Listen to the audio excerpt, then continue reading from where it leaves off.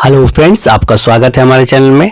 So friends, IBPS में दोस्तों जैसे आप लोगों को पता है 8000 प्लस वैकेंसी आ चुकी है और नोटिफिकेशन भी आईबीपीएस के ऑफिशियल वेबसाइट में जारी हो चुका है। सो फ्रेंड्स, आप लोग देख रहे हो ये इसका ऑफिशियल नोटिफिकेशन है। और दोस्तों आप लोगों को जैसे पता है कि पूरे दुनिया में अभी कोविड-19 का कहर है, जिसके चलते बहुत सी सावधानियां बरती जा रही है। तो फ्रेंड्स, रेलवे, बैंकिंग या जितने भी सेक्टर्स के एग्जाम होने वाले हैं लगभग सारे में ये एहतियात बरते जाएंगे। सो फ्रेंड्स, यहाँ आईबीपीएस ने भी दोस्तों कुछ जरूरी गाइडलाइंस जारी किए हैं जो आपको जानना जरूरी है, क्योंकि दोस्तों अगर आप गाइडलाइन को फॉलो नहीं करोगे तो हो सकता है कि आपको एंट्री करने भी नहीं दिया जाएगा। सो फ्रेंड्स, इस वीडियो में हम लोग वो सारे गाइडलाइंस देखेंगे जो आईबीपीएस ने अपनी ऑफिशियल नोटिफिकेशन में जारी किए हैं। तो चलिए दोस्तों वीडियो को स्टार्ट करते हैं। सो फ्रेंड्स, ये रहा ऑफिशियल नोटिफिकेशन और इसी ऑफिशियल नोटिफिकेशन में हम चलते हैं पेज नंबर 16 में। सो फ्रेंड्स, ये रहा वो पॉइंट आप लोग देख रहे हो।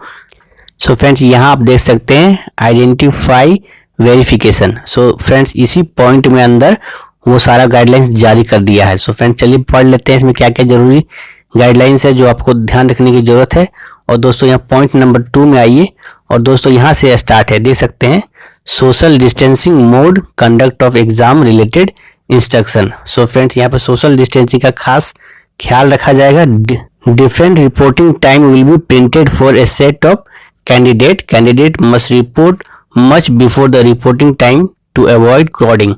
सो फ्रेंड्स, यहाँ पर हो सकता है कि आपको बहुत ही ज़्यादा टाइम स्लॉट अलॉट किए जाएंगे कैंडिडेट्स के लिए और बहुत ही कम कैंडिडेट्स को बुलाए जाएंगे एग्ज़ाम हॉल में। सो फ्रेंड्स, हो सकता है कि डिफरेंट स्लॉट्स में कम लोगों को बुलाया जाएगा और सोशल डिस्टेंसिंग का पालन किया जाएगा एग्जाम्स के लिए।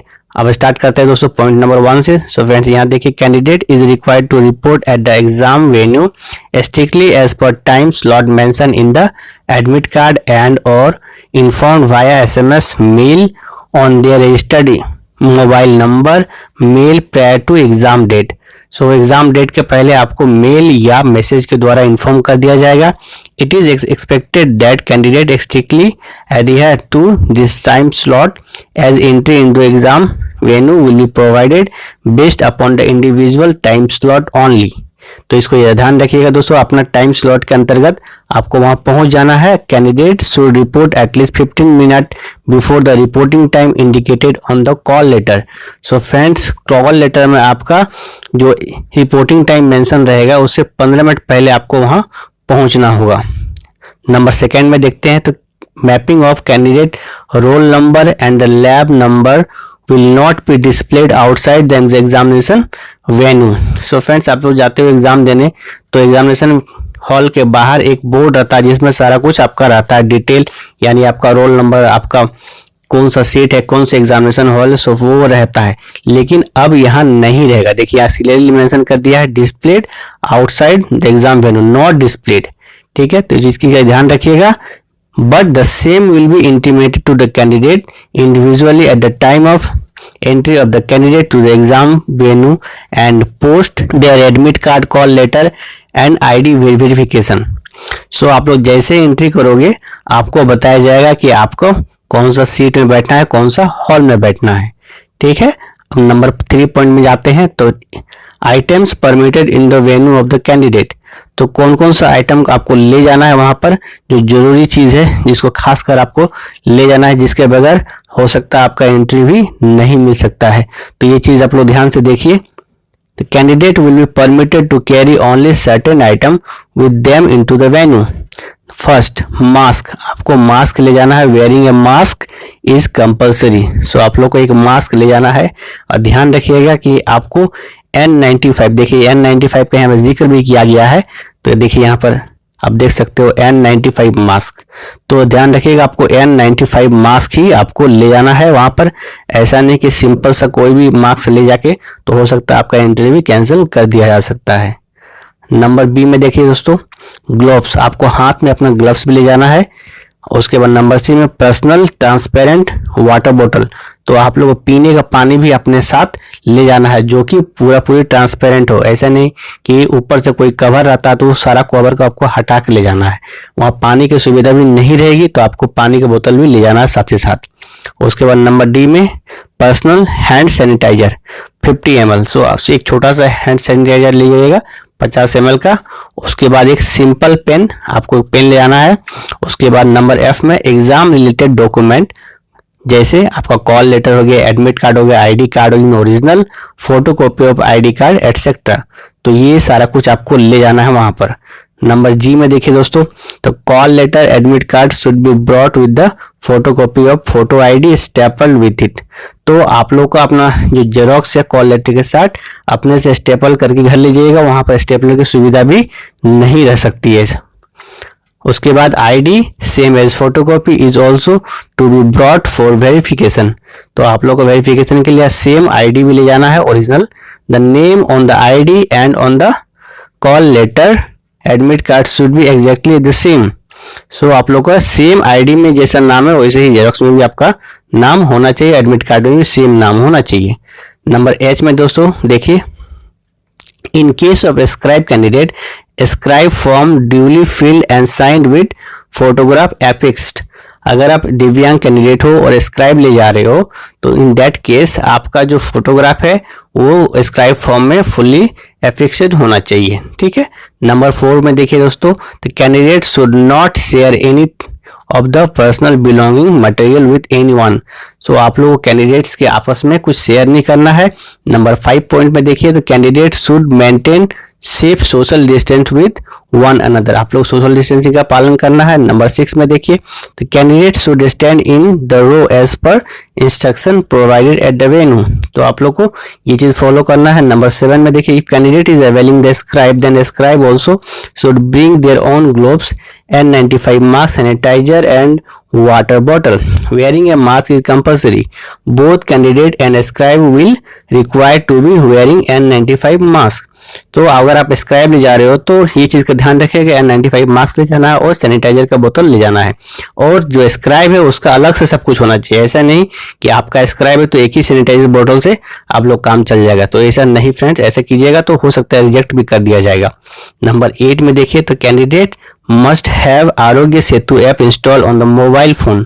अगर आप मोबाइल फोन ले जा रहे हो तो आरोग्य सेतु ऐप को इंस्टॉल कर लीजिएगा। The Aarogya Setu status must show a candidate risk factor. So आप लोग को वो हो सकता है इंडिकेट कर देगा अगर आपके आमने सामने कोई कैंडिडेट है जिसका कोरोना पॉजिटिव है तो वो इंडिकेट कर देगा। Candidate will have to display this status to the security guard at the entry into the exam venue.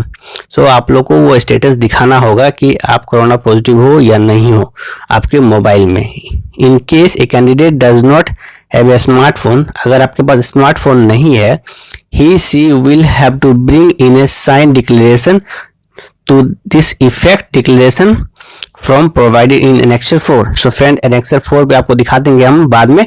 तो वो एनेक्सर 4 में एक फॉर्म है, तो वो एनेक्सर फॉर्म को आपको भर के वहां देना होगा। ठीक है फ्रेंड। तो बेहतर होगा कि अगर आपके पास स्मार्टफोन है तो आप लोग आरोग्य सेतु ऐप दिखा दीजिए और अपना जो वहां पर स्टेटस आता है कि आप सेफ हो तो वो स्टेटस को आप लोग को वहां दिखाना पड़ेगा। ठीक है। And show the same to the security guard at the entry into the examination venue. So friends अगर आपके स्मार्टफोन नहीं है तो वो फॉर्म आपको दिखाना पड़ेगा। अब आगे बढ़ते हैं। देखिए दोस्तों यहाँ पे क्या लिखा है, तो कैंडिडेट विथ मॉडरेट और high risk status on Aarogya Setu will not be allowed to entry. अगर आपके आरोग्य सेतु ऐप में हाई रिस्क स्टेटस दिखाया जा रहा है या मॉडरेट दिखाया जा रहा है तब इन दैट केस आपको अलाउड नहीं किया जाएगा एंट्री करने के लिए। ठीक है। इन case of any responses in declaration suggest covid infection symptoms the candidate will not be permitted inside the exam venue. So friends आप लोग इस अगर कोई लक्षण आपके पास दिखा जैसे सर्दी खांसी या कुछ भी ऐसा देखा गया वहां पर आपके पे तो आप लोग को एग्जामिनेशन में इंटर नहीं करने दिया जाएगा। नंबर 9 में देखिए, तो after Aarogya Setu status display at the entry gate candidate will be required to switch off their mobile phone and deposit it at the designated location to be collected while existing. So आप लोग को वो status दिखा के mobile switch off करके और आपको वहां पर हैंड ओवर करना होगा। नंबर 10 में देखिए दोस्तों क्या लिखा है, तो all candidate will be checked with thermogun at the entry point for temperature. तो थर्मोगन से आपकी जांच की जाएगी, आपका टेम्परेचर नापा जाएगा। In case any person is observe to having above normal temperature that is 99.14 Fahrenheit display any symptoms of virus will not allowed to entry in the examination venue. So आप लोग अगर 99.14 से ज़्यादा टेम्परेचर रहा तो in that case आपको entry नहीं मिलेगा। नंबर 11 पॉइंट में देखिए कैंडिडेट रजिस्ट्रेशन। अब रजिस्ट्रेशन कैसे होगा कैंडिडेट का, तो candidate registration will be done through photo capture. B point में देखिए दोस्तों क्या है, तो photograph will be taken while candidate is standing. तो स्टैंडिंग आपको रहना पड़ेगा, आपको बैठने का नहीं दिया जाएगा। Seat number will be given to the candidate, तो वहां पर आपको सीट नंबर एलोकेट कर दिया जाएगा। अब आगे बढ़ते हैं दोस्तों, नंबर 12 पॉइंट में आते हैं। तो rough sheet, call letter and ID proof management. So friends यहाँ देखिए जरूरी बातें हैं जो आपको जानना जरूरी है। The rough sheet kept at the candidate desk will be used by the candidate, no additional sheet will be provided during examination. So आपके डेस्क में कुछ रफ सीट रखे रहेंगे तो उसी को आपको मैनेज करके पूरा एग्जामिनेशन देना है, आपको एक्स्ट्रा सीट नहीं मिलेगा।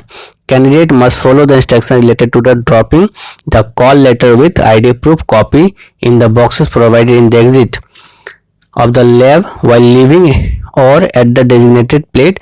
Those candidates who avail the service of a scribe should submit a scribe form also along with the call letter and ID proof copy. तो आपके कॉल लेटर को लेने के लिए कोई नहीं आएगा, आपको वहां पर एक बॉक्स रखा रहेगा, बॉक्स में आपको सबमिट कर देना है। अगर आप स्क्राइब की यूज करें तो स्क्राइब का फॉर्म भी अपने साथ अटैच करके वहां सबमिट कर देना है।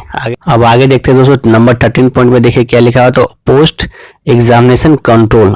एग्जाम के बाद क्या होगा, तो on completion of a shift the candidate should move out in orderly manner without crowding at instructed by venue staff. So जैसे आपका एग्जाम खत्म होगा फिर आपको इन ऑर्डर आपको निकलना होगा वहां से एग्जामिनेशन हॉल से। और सबसे लास्ट पॉइंट में देखिए दोस्तों यहाँ पर डार्क करके लिखा हुआ है, some more instruction related to exam may be added और modified depending on the situation during the schedule date of examination. So हो सकता है कि कुछ नए पॉइंट, कुछ नए नियम लागू किए जा सकते हैं इस दौरान। सो फ्रेंड्स यही जनरल इंस्ट्रक्शन थे जो आरआरबी ने अपनी ऑफिशियल नोटिफिकेशन में जारी किए हैं। तो फ्रेंड्स सारा पॉइंट को आप लोग ध्यान रखिएगा और आपके जितने दोस्त है सब में ये वीडियो को शेयर कर दीजिए और उनसे बोलिए कि वीडियो को बिना स्किप किए पूरा जरूर देखें, क्योंकि दोस्तों ये बहुत ही जरूरी पॉइंट है जिसको आपको ध्यान रखना है, अन्यथा आपका एग्जामिनेशन कैंसिल भी हो सकता है, आपको एंट्री भी करने दिया नहीं जा सकता है। तो चलिए फ्रेंड्स मिलते हैं अगली वीडियो में। उससे पहले आपसे रिक्वेस्ट है कि जो नए हैं चैनल को सब्सक्राइब करके बेल आइकन को दबा लीजिएगा। वीडियो अच्छा लगा तो लाइक शेयर कर दीजिएगा।